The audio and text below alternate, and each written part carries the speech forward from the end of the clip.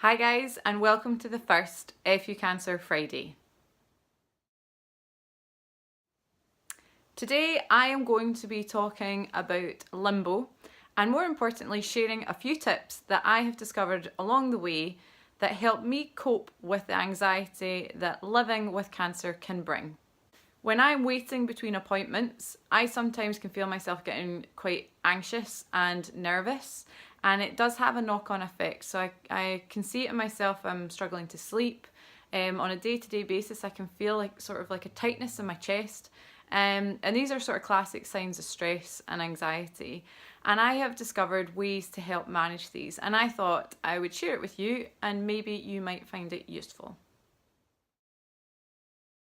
Now, at the moment, I am currently seeing a lot of different specialists. I have a range of appointments coming up, and in order to stay on top of that, it's really important that I stay organised. So I use it as a good excuse to invest in some nice glitzy stationery. So this is my new diary. I have got all my upcoming appointments in here, including all the fun stuff I've got to look forward to. So as well as appointments with the nurses and my neurologist, I also have the fact that I'm going to see Britney Spears in a couple of weeks, and the fact I'm going cycling with my family. It's important to have the good stuff as well as the not so fun stuff to look forward to in one place. If, like me, you're on a lot of medication and you're having to speak to lots of different specialists, they'll often ask you, what dose are you on, what's the name of it, how often are you taking it? And I'm not great at remembering all those really long words, so here's a little tip. At the back of my diary, I've made a list of all the medication I'm on. I've also made a list of all the specialists I'm seeing with the important contact numbers. So hopefully you don't need it, but just in case, everything that you need to know is in the one place, and it means you can just shove it in your bag and have it ready with you for your appointments. Nice stationery.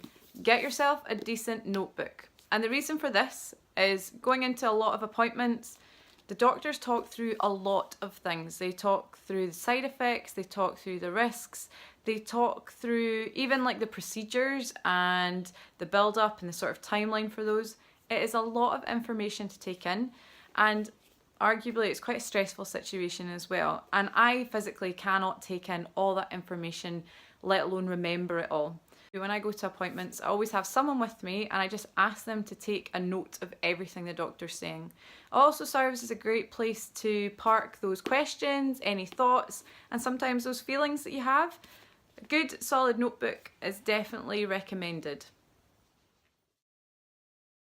For appointments, my secret is all about keeping busy. So you might have seen a while ago I uploaded a video of my final moments before I went to my appointment of getting my results from my scan. Now it's really easy for me to keep busy on those mornings, so I took the dog for a walk, we played table tennis, we had breakfast in the garden. Really easy to keep busy. For me, the tricky part is when I'm going into the waiting room, and sometimes you can be sat there for a while. So here's a few things that I would suggest.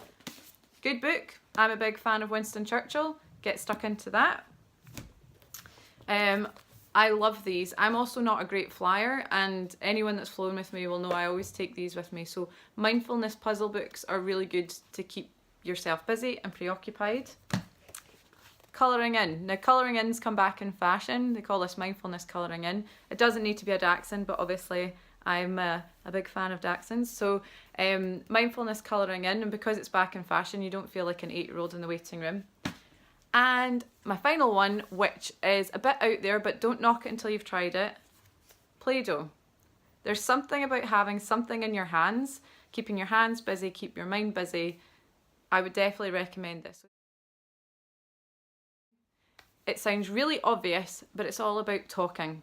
So if you're feeling stressed, if you are feeling worried or nervous, it's really important that you talk about that. You recognise the fact that it is having an impact on your mental health, and you take the time to share that.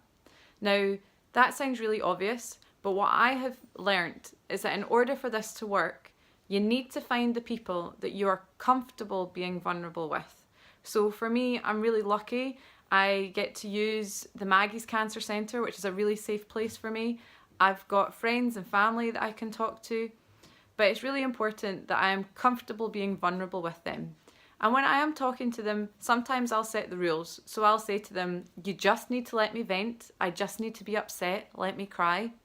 Other times I do need them to build me up, and I'll say that to them. But yes, so there's my fourth and final tip. So there you go, 4 things that I have found really useful in helping manage stress whilst living with cancer. If you have found this useful, please consider sharing. And as always, from me and from this little sausage, FUCancer.